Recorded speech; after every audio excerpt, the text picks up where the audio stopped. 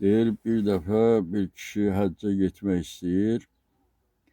Həccə getməmişdən qabaq öz mallarını qonşusu olan hacıya 500 qoyun, 5 inək, 600 altın verir ki, bunları saxlasın.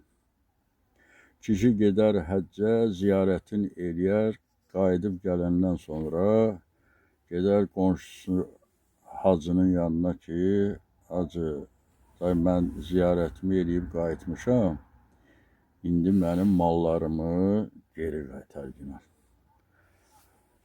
Hacı buna deyər ki, sən mənə mal təslim eləmişsən, mənim yadımda deyil sənin mənə mal təslim eləməyin. Qoy bir oğlanlarımı da çağırım, onlardan soruşaq, bəlkə onların yadındadır.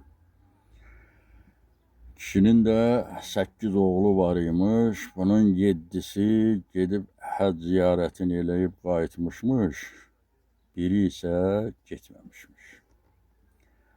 Bu kişi oğlanları çağırıb, bunlardan soruşur ki, ay oğul, bu kişi bizə həccə getməmişdən qabaq mal təslim edib.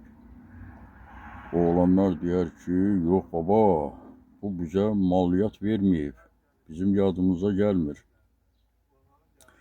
Nəhayət bunun kiçik oğlu, o həccə getməyən oğlanı çağırırlar ki, oğul, bu kişi həccə getməmişdən qabaq bizə mal təslim edib, eləməyib.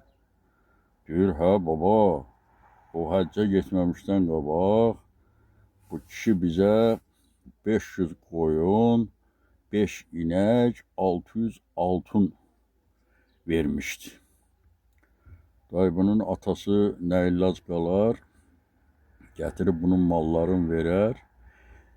Deyər ki, oğlanlara deyər ki, yubanmadan bunu da həccə göndərin.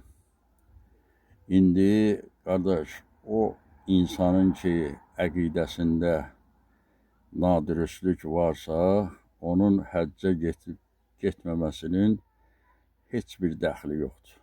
Dürüst insan həmişə dürüst olur.